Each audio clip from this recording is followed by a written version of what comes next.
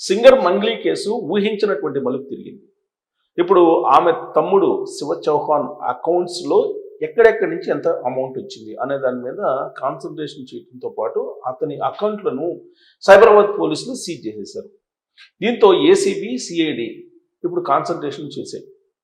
శివ చౌహాన్ అకౌంట్కి ఒకే రోజు 3 సార్లు పెద్ద మొత్తంలో అమౌంట్ ట్రాన్స్ఫర్ అయింది. ఎక్కడి నుంచి? రమావత్ మధు అకౌంట్ నుంచి. ఎవరి రమావత్ మధు? మంగ్లీకి సంబంధించినటువంటి అత్యంత సన్నిహితుడు.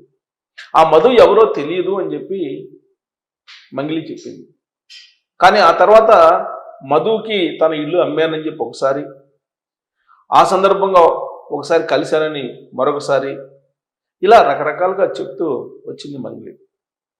ఇప్పుడు మంగ్లీకి సంబంధించిన అకౌంట్స్ని కూడా సీజ్ చేసేటువంటి ప్రయత్నం పోలీసులు చేస్తున్నట్టు సమాచారం. అయితే పోలీసులు అంత వేగంగా మంగ్లీ జోలికి వెళ్తారా అంటే అనుమానమే.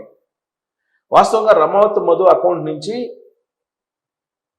శివ చౌహాన్ అకౌంట్లోకి ఒకే రోజు 3 సార్లు పెద్ద అమౌంట్ ట్రాన్స్ఫర్ అయింది.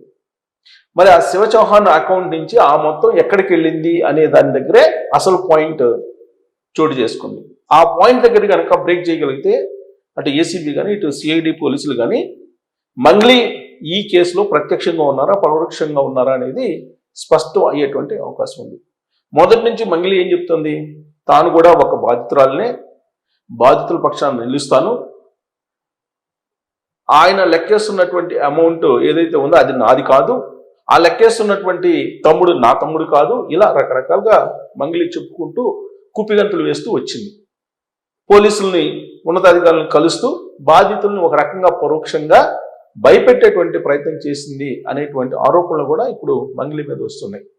ఇప్పుడు మంగ్లీ అకౌంట్లో ఎంత డబ్బు ఉంది, శివ చౌహాన్ అకౌంట్ నుంచి మంగ్లీకి ఎంత వచ్చాయి, మంగ్లీ అకౌంట్స్ ఏవేవి ఎక్కడెక్కడ బ్యాంకుల్లో ఉన్నాయి, ఇవన్నీ కూడా సైబరాబాద్ పోలీసులు ఆరా తీస్తున్నారు. ఇప్పటికే శివ చౌహాన్ అకౌంట్స్ని సైబరాబాద్ పోలీసులు సీజ్ చేయడానికి ఆదేశాలు జారీ చేశారు. సీజ్ చేసే ప్రయత్నం కూడా జరిగింది.